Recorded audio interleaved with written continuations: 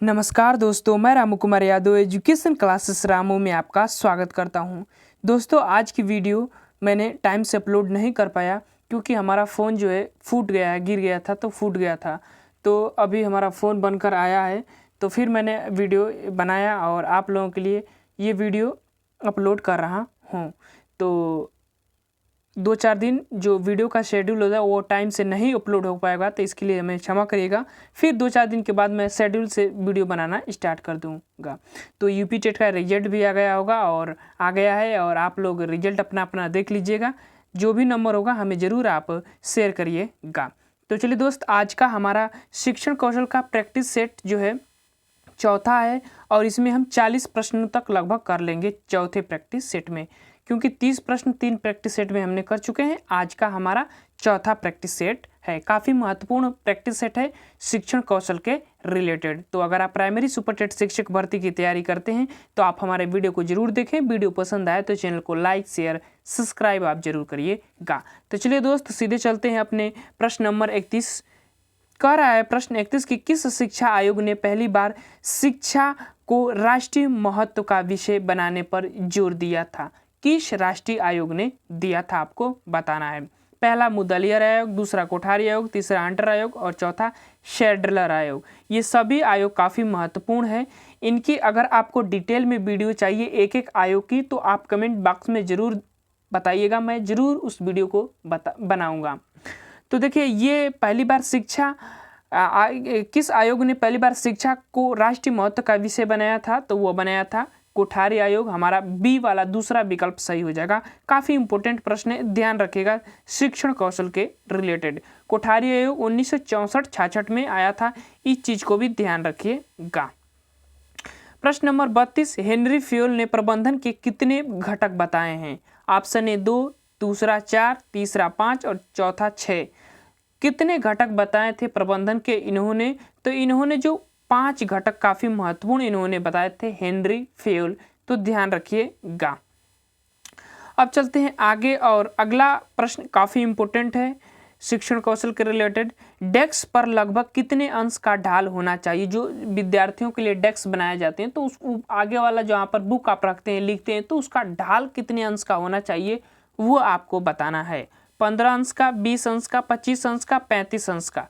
कितने अंश का होना चाहिए? तो वह होना चाहिए 15 अंश का जो होना चाहिए। ये डेस्क का जो एरिया होता है ये 15 अंश का जो है ढाल होना चाहिए, ध्यान रखिएगा बच्चों के लिए। तो ऑप्शन नंबर पहला सही हो जाएगा 33 का। अब चलते हैं प्रश्न नंबर 34, और प्रश्न नंबर 34 कह रहा है कि शिक्षा का तात्पर्य है कि अंतर्निहित शक्तियों का बाह्य जगत के साथ समन्वय स्थापित करना। यह कथन किसका है, आपको बताना है। शिक्षा के रिलेटेड ये कथन कहा गया है। ऑप्शन है रूसो, दूसरा प्लेटो, तीसरा पेस्टोलॉजी और चौथा है स्पेंसर। तो किसने कहा था कि शिक्षा का तात्पर्य है कि अंतर्निहित शक्तियों का बाह्य जगत के साथ समन्वय स्थापित करना था? विकल्प के आधार पर आपको बताना है। तो इस स्टेटमेंट को कहने वाले स्पेंसर महोदय जी ने इस स्टेटमेंट को कहा था। तो इम्पोर्टेंट है, ध्यान रखिएगा। प्रश्न नंबर 35 पर चलते हैं, और 35वां प्रश्न काफ़ी महत्वपूर्ण है कि शिक्षण उद्देश्यों के वर्गीकरण ब्लूम का भावनात्मक पक्ष क्या है? यानी इन्होंने 3 पक्ष बताए थे, शिक्षण उद्देश्य को वर्गीकरण किया था 3 पक्ष में। एक था ज्ञानात्मक पक्ष, एक था क्रियात्मक पक्ष और एक था भावनात्मक पक्ष। तो भावनात्मक पक्ष में कौन कौन से पार्ट आते हैं, इसमें से विकल्प के आधार पर आपको बताना है, जिसका क्रम के आधार पर पूछना है कि क्रम कैसे होता है। पहला दूसरा क्रम इनका होता है भावनात्मक पक्ष के अंतर्गत, तो उनको क्रम बताना है। ऑप्शन पहला है अनुमूल्यांकन, अनुक्रिया, अभिग्रहण, संगठन, विशेषीकरण।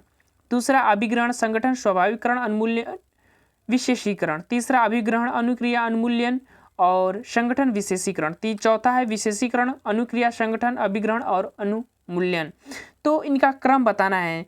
तो देखिए, शिक्षण उद्देश्यों के वर्गीकरण ब्लूम टेक्सोनॉमी में इन्होंने 3 पार्ट बताए थे, ज्ञानात्मक, भावनात्मक और क्रियात्मक। भावनात्मक पक्ष का आपको 5 पार्ट इन्होंने बताए थे। कौन कौन सा? तो वो तीसरा विकल्प सही हो जाएगा। पहले होता है अभिग्रहण, फिर आप अनुक्रिया करते हैं। जब आप किसी चीज़ को भावनात्मक रूप से ग्रहण करते हैं तब उस पर आप अनुक्रिया करते हैं और फिर अपना मूल्यांकन करते हैं। और जब आप मूल्यांकन करते हैं तो वो आपका संगठन में सहायता करता है और वहीं एक विशेषीकरण का रूप धारण कर लेता है। तो ऑप्शन नंबर हमारा तीसरा इसका सही हो जाएगा। इंपॉर्टेंट है, ध्यान रखिएगा। कभी कभी तो ज्ञानात्मक पक्ष का भी पूछ देता है कि उनका क्रम बताइए। तो अगर आप ब्लूम टैक्सोनॉमी की भी वीडियो डिटेल में आपको चाहिए तो जरूर हमारे कमेंट बॉक्स में बताइएगा, उस पर भी आपको डिटेल में वीडियो में एक बना दूंगा। काफ़ी महत्वपूर्ण होता है ब्लूम टैक्सोनॉमी शिक्षण कौशल के रिलेटेड, यहाँ से प्रश्न काफ़ी बनते हैं, तो ध्यान रखिएगा।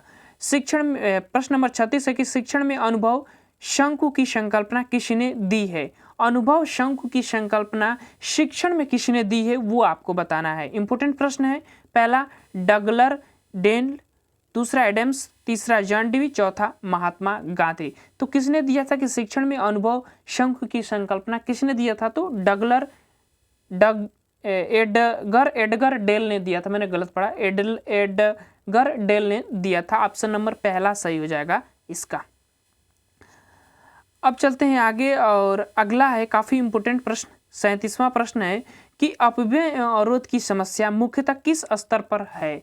किस स्तर पर यह समस्या देखी जाती है आपको बताना है। ऑप्शन ए प्राथमिक स्तर, दूसरा माध्यमिक स्तर, तीसरा उच्च प्राथमिक स्तर और चौथा सभी। तो किस स्तर पर अपव्यय और अवरोध की समस्या को देखा जाता है? तो आपको मैं बता दूं कि यह प्राथमिक स्तर पर यह समस्या सबसे ज्यादा देखने को मिलती है। और अपव्यय अवरोध की सर्वप्रथम बात 1929 में हटांग समिति आई थी, उसने ही सर्वप्रथम इस पर बात किया था। तो काफी महत्वपूर्ण है अपव्यय अवरोध की समस्या। अगर हटांग समिति की भी डिटेल वीडियो चाहिए तो आप जरूर बताइएगा, मैं हर एक चीज की वीडियो आपको बनाऊंगा। अगर आप लोगों के लिए इस चीजों पर वीडियो चाहिए या प्रैक्टिस सेट ही आपको चाहिए तो प्रैक्टिस सेट भी आप कराता रहूंगा।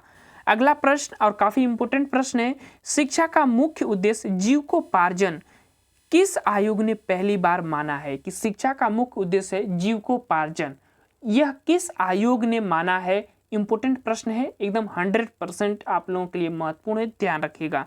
ऑप्शन ए मुदालियर आयोग, दूसरा कोठारी आयोग, तीसरा हंटर आयोग और चौथा यशपाल समिति। तो इस पर किसने माना था कि शिक्षा का मुख्य उद्देश्य जीविकोपार्जन होना चाहिए?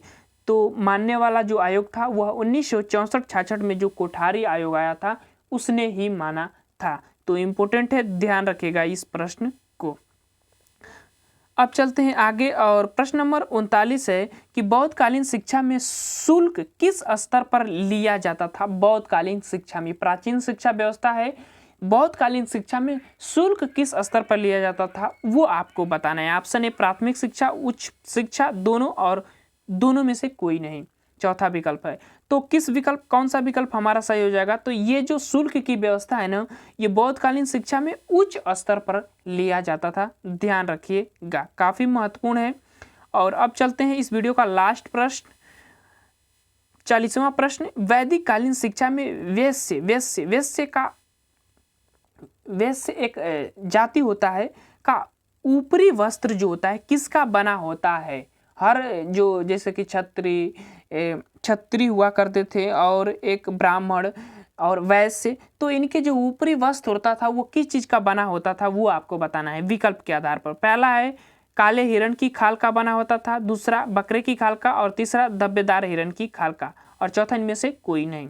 तो किसका बना होता था? वैश्य का। वैश्य क्या बात हो रहा है, याद रखिएगा, वैश्य, ये क्षुद्र भी इनको कहा जाता है।